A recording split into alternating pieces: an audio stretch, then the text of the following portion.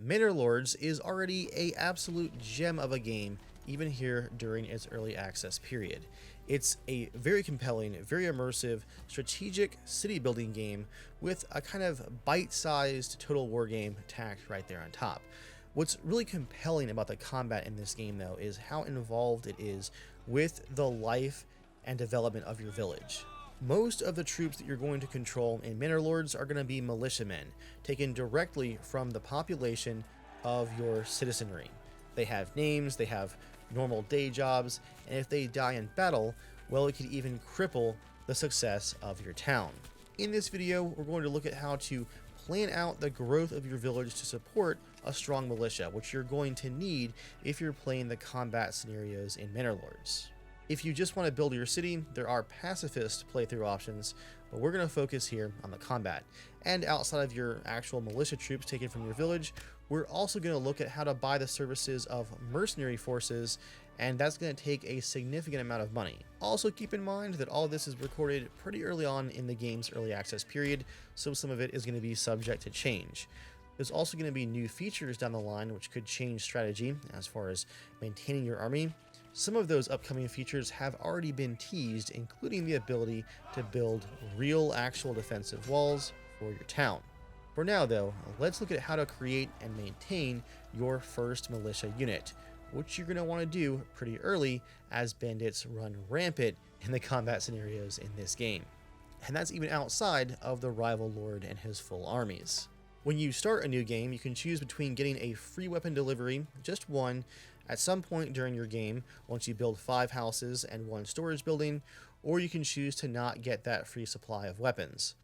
If you get the free supply, you'll be able to create a 20-man unit of militia pretty early on in the game.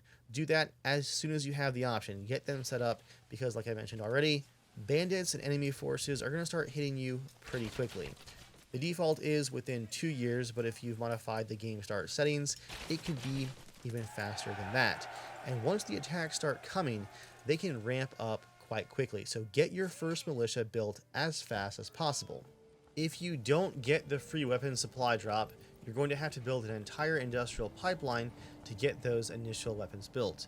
Because that is going to take longer, if you don't get the free weapon supply drop, my recommendation would be that you build your manor house, just a basic manor house right here, as early as possible, and begin taxing your population pretty heavily. Not too heavily so as to reduce the approval and slow the growth of your village.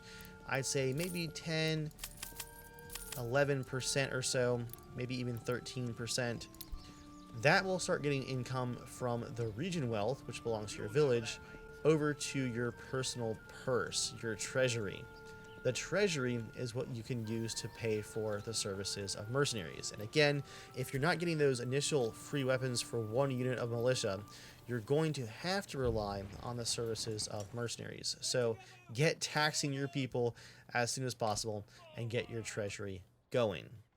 Once you have just a bit of money in your treasury, at least let's say 100 to 150 gold, head to your army tab, create new units, and look at your options for hiring mercenaries. They're not cheap and they have to be paid per month, but this is what will get you staying alive until you can have your own militiamen ready to go. Now, let's look at the pipeline for creating your own weapons. You're going to have some raw materials first. Let's head over to my blacksmith, which I've already built here in this village, and look at some of the requirements for basic weapons. For spears, you're going to need to have iron slabs and planks. For sidearms, looks like short swords there, just iron slabs, but 2 of them per short sword. And for polearms, also iron slab and planks. If you guys notice here, this blacksmith is not something that you can build from your construction tab. It's actually part of your housing. When you convert this residential housing to level 2, get it all the way upgraded there, you can then add a blacksmith onto it if it has enough room on the plot. This converts everybody who lives there to artisans, and that's how you craft your weapons.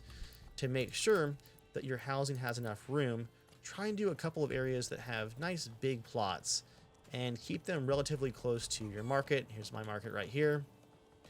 Give you guys an example. I'm going to lower the amount of stuff being built here, the amount of houses. This shows me that I have room for 2 houses in this plot with room for additions in the back. Housing that has room for those additional structures are going to have this drop down right here. Level 1 plots can only do things like apple orchards and gardens and chicken coops, but once you upgrade these to level 2, you'll have the options for things like the tailor's workshop, the fletcher's workshop, which provides you with archery options, your joiner's workshop, which builds your shields, and even, of course, your blacksmith right there for your weapons, and your armorer's workshop, which gets you helmets, and if you unlock them in the build tree, you can even build mail armor and plate armor. Again, though, all of that is done from your housing, so make sure that you leave some room on your housing plots for these artisan buildings. Don't forget, your buildings have to be pretty satisfied with water access, church level, and supplies from the market to be able to upgrade them to level 2, where you can actually hit all those artisan options. Don't forget, though, that all of those artisans require the raw materials to build those weapons and shields and accessories.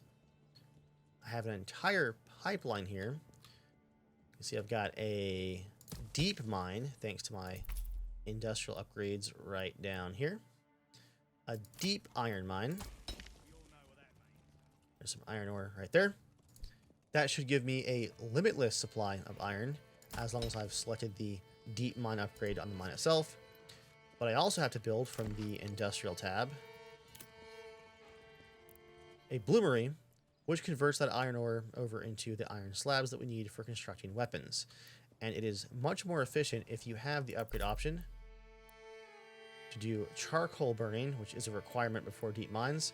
If you do have a charcoal kiln, which will help more efficiently heat your industrial buildings and keep those fires going red hot. You can build the charcoal kiln if you have the tech tree unlocked for it right here under the gathering build tree right now. Converts 1 firewood into 2 charcoal. Don't forget that most of your weapons and shields are going to have wooden planks as well, so you have to have a really efficient tech tree with your logging camps as well as your saw pits. Here I have a logging camp, and I think I'm up to 3 different saw pits going full tilt, converting logs into planks because of all the weapons and shields I'm building right now. That is a lot to keep track of, guys, and as usual, in a game like Manor Lords, you're going to be playing the population balance game.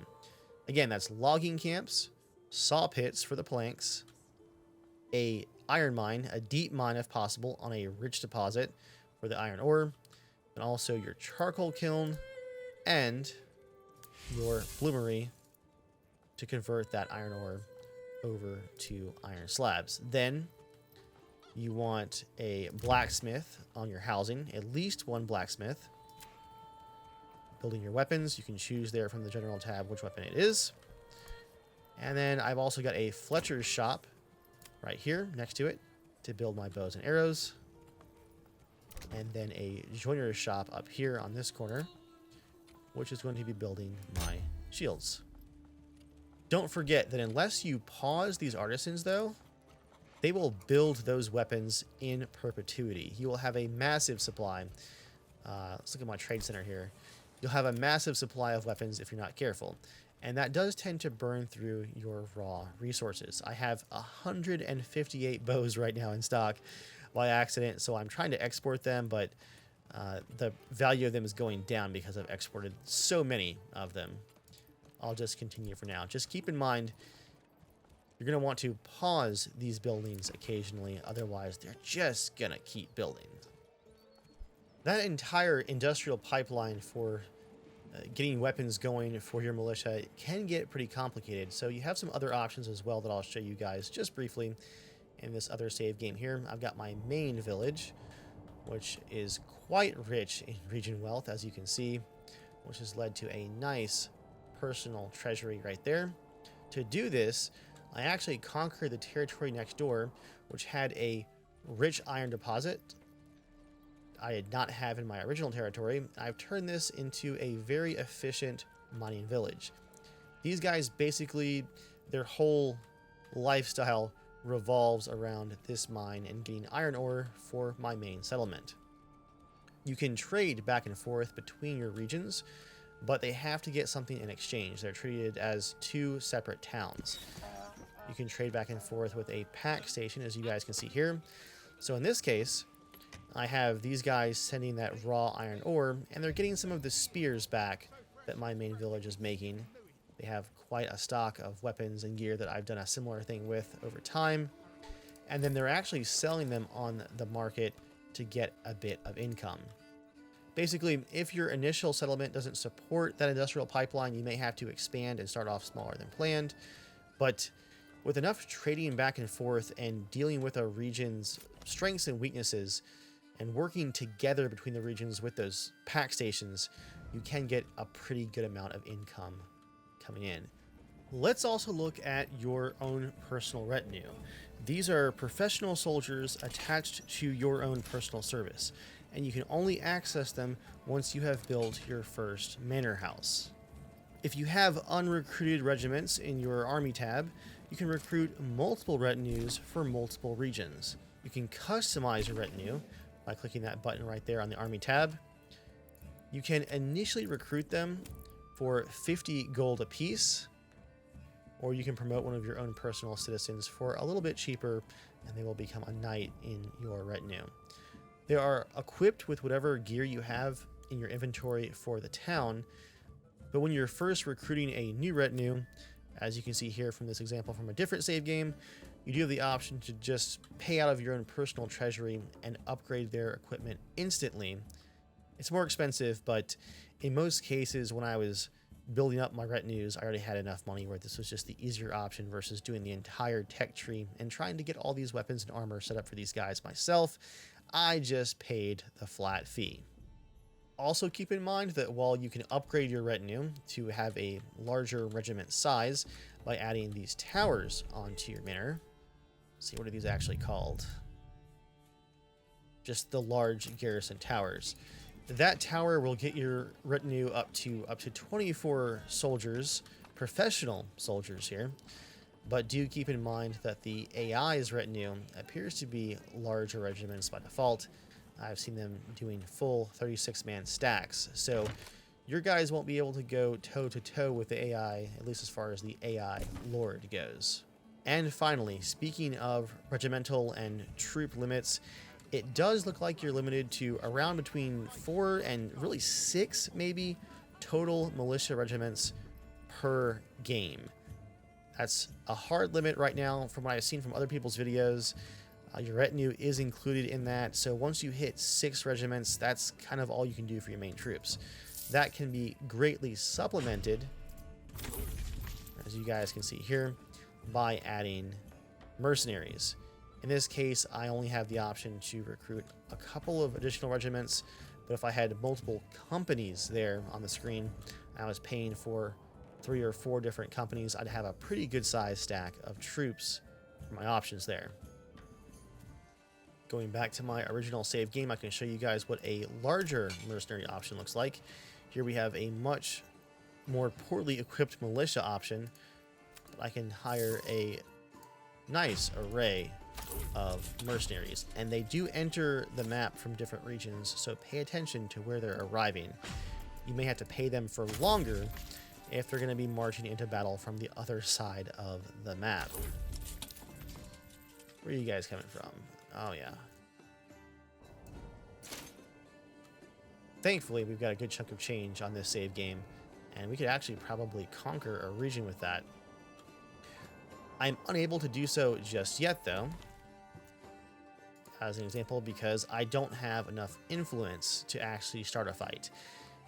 And this AI player has taken over most of the map, so I've actually got to build up enough influence to be able to claim one of his territories. To build influence, you can build your manor up, upgrade that manor with new walls and towers, and you can also pay a nice tithe from your church or upgrade your church, and that will get you a higher influence level as well.